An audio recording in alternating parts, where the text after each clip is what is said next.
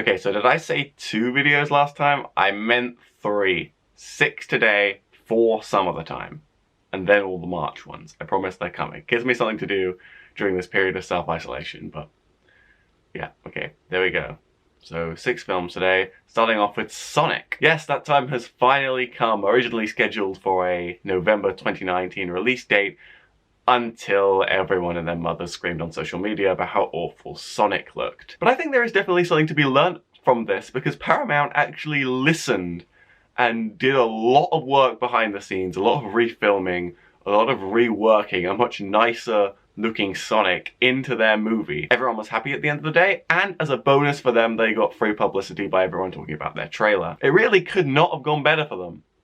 Okay, if you forget about the, amount of money that they had to spend on. Okay, so it could have gone slightly better for them. But the most unfortunate thing might be the fact that that context I've just talked about might be the most interesting part about this movie. While not as bad as some will inevitably make it out to be, Sonic the Hedgehog is a movie that aims quite a bit lower than it probably should. But then again, maybe we all should have expected that, given the fact this is a video game movie. There are things that work in this film, namely Jim Carrey. And yes, however much the character that he's working with is the definition of one-dimensional, he's still able to sell it with a ton of charisma. Not entirely sure about his dancing scene that maybe went on for a little bit longer than it probably should, and also seemed to serve no purpose whatsoever. But it looked like he was having so much fun in the role that anything that you could possibly fault him for is immediately made up for. It's more his movie than Sonic's, if I'm being honest. And on that note, Sonic isn't exactly the most likable character. I mean, for a movie about him, you'd expect there to be a bit more emphasis on, you know, him and his traits. He just isn't very well-mannered in a way that makes me want to feel sympathetic for him. Okay, I get that, you know, he's been cooped up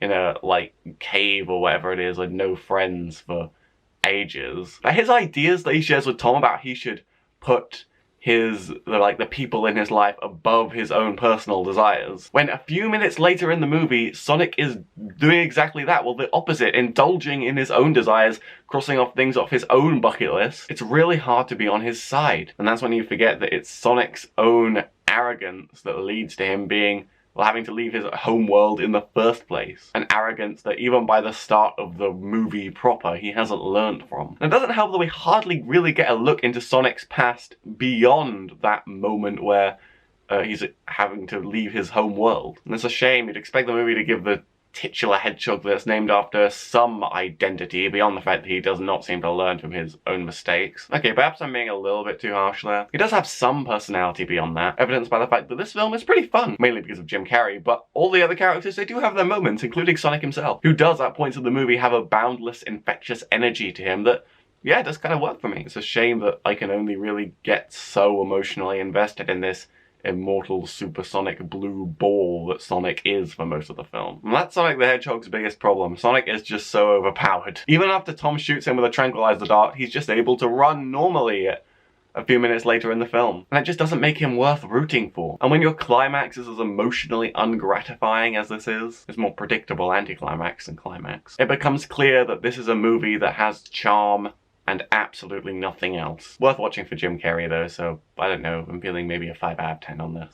Moving on to Emma now. I was unfamiliar with the source text, Jane Austen's novel that she wrote over 250 years ago, but reflecting on it, I have no idea why. This is the kind of thing, this is the kind of story, the kind of narrative that I just love. In Emma, the most unlikable and pretentious character gets exposed and must confront her imperfections, and must confront the negative impacts that it has had on the people all around her head on. And the delightful thing is that all of this is framed in a children's movie, all told with a kind of inoffensive earnestness that everyone can enjoy. But Emma transcends even that. It's not a fairy tale, but there is a whimsical quality to the planted, stately cinematography and the crisp, calculated editing. That, thanks to the film's reliance on technical subtlety, foregrounds the struggles of the characters within the narrative very naturally. Even in the scenes with the party and the dancing that could have lent themselves to a bit more dynamic camera movement or shorter takes, the shots are almost always stills and the editing is almost always long takes. And in the simplest way I can put it, that's one of the main reasons why this movie works for me. That and the comedy. I was a little surprised to see Miranda Hart of all people on the cast list, and yeah,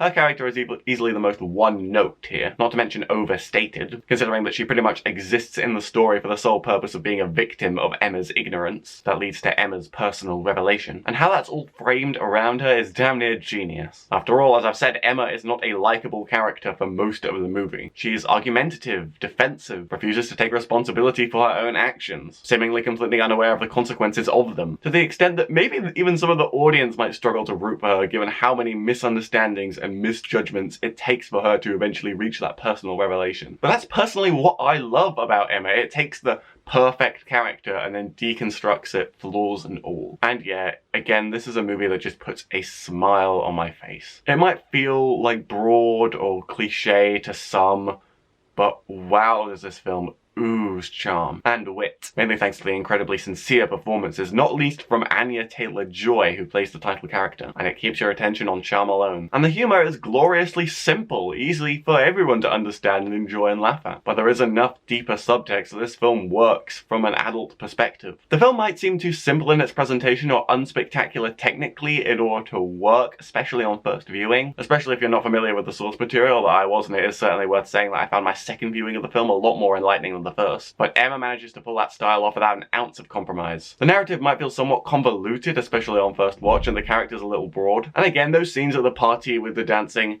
yes, I understand their purpose within the narrative, but I do feel like they go on a little bit too long. But I do think this movie is great, and above all, a little underrated. Not enough people are giving this the acclaim that it deserves. So make sure you give this movie the support that it really deserves. It's on VOD at the moment, and you should definitely check it out. 8 out of 10. Now on to The Call of the Wild. And if I'm being honest, this movie is so horrifically boring, I almost don't want to talk about it at all. This is the definition of inoffensive tripe. This film is pretty much the product of the whole idea that Hollywood is locked into, that every single piece of literature or whatever needs to be made into a movie, regardless as to whether it fits that format, and it's annoying at this point. This film basically revolves around a dog called Buck, and he goes from being spoilt by the humans to being abandoned by the humans, and then eventually to accepting his natural place in the wild. There you are, I saved you an incredibly boring movie. Because in order to get there, the audience must endure some of the least substantive filmmaking I've seen in a while. I reviewed The Personal History of David Copperfield earlier in the year, and I feel like this film has the same problem, but just to a greater extent. It's trying to appear authentic,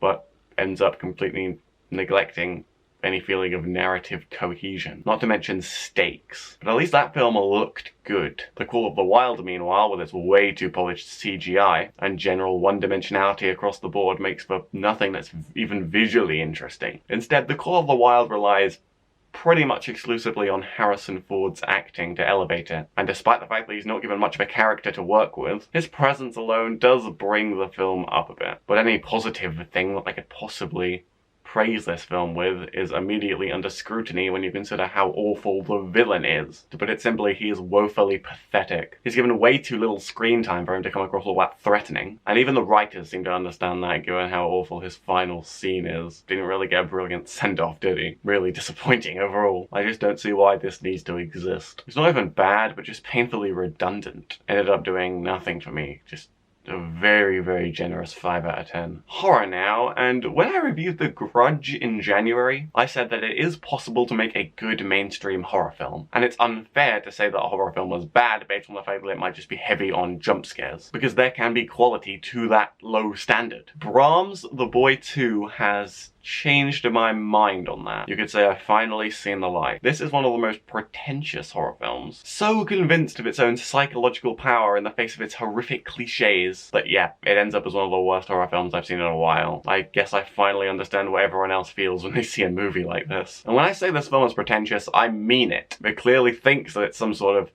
huge, psychologically brooding film, when in reality it's so by the numbers that it makes me question why I even bother with movies like this. Now, I am going to give the film some credit. There is definitely one thing that this movie has over its predecessor. In this sequel, the protagonist is the victim of a burglary in which she almost dies. Even though as the audience you will not get that impression given the fact that we see all these events play out at the start of the film. But it is slightly better framing, and seeing the effect that this has on the child is interesting, as well as kind of lending itself to this style of horror. And seeing this movie through the psychologically scarred eyes of the mother is way more interesting than the very limited scope of the first movie, which is just about a babysitter that we don't know anything about until she gets the job to look after Brahms. However much the film starts pretty well, the quality takes a nosedive pretty quickly, and the film ultimately commits the cardinal sin of horror, mistaking ambiguity for drama. And that's the problem with these horror movies. Withholding information from the audience is just not an interesting way to create tension, unless you're going to do something interesting with it. Ari Aster and Robert Eggers are particularly masters of this,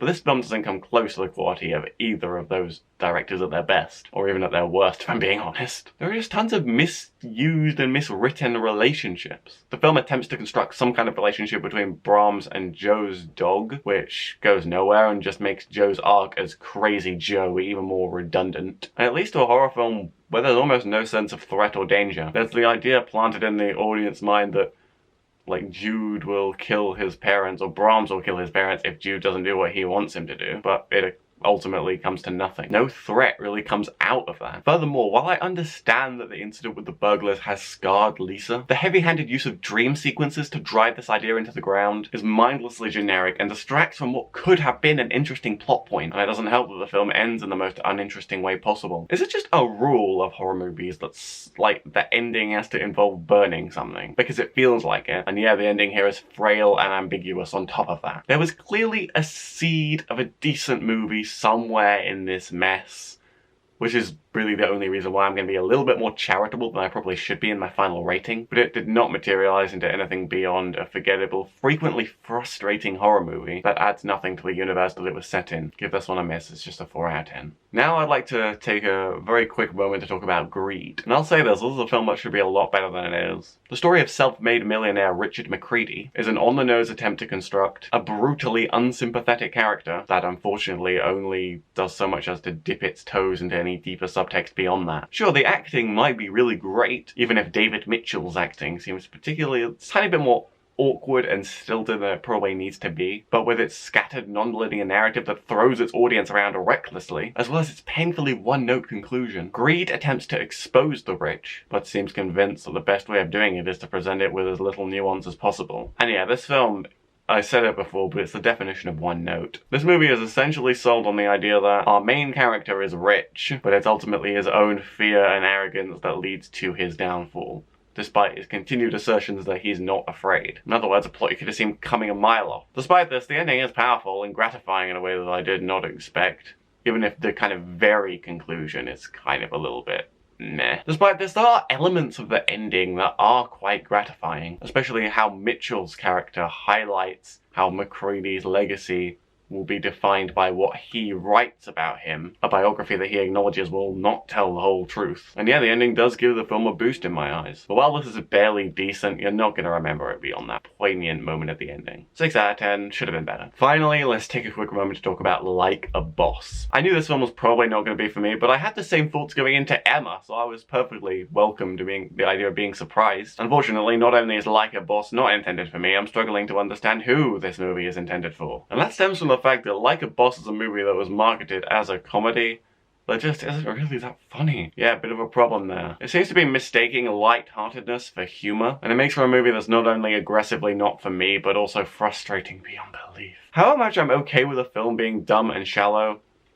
Booksmart particularly springs to mind. But in those films like Booksmart, the stakes are at least taken somewhat seriously. Like a Boss, meanwhile, treats every shred of dramatic payoff as an afterthought. That makes me think the whole thing was intended as a joke. And given the lack of nuance with which the fashion industry is presented with in this movie, it's not hard to see why someone might think that. Doesn't help that both the narrative and characters are cookie cutter at best, as well as lacking in subtlety. And that's the thing, the film is using its like ideas about the fashion industry as a main pull for audiences, but is ultimately so lacking in deeper subtext that nothing about it resonates with me. I don't think that this automatically means bad, again, Booksmart, but the film needs to have some nuance or some self-awareness, or at least go so over the top with the humor that it kind of makes sense, it kind of works in that vein. Just do something that demands my attention. So the film slips into an awkward middle ground where not only is it not funny despite its best efforts, to the extent that you can say that any effort was involved in this at all, And it's also lacking nuance, which not only makes the whole film feel like it was written in an afternoon, but it also turns the whole thing into a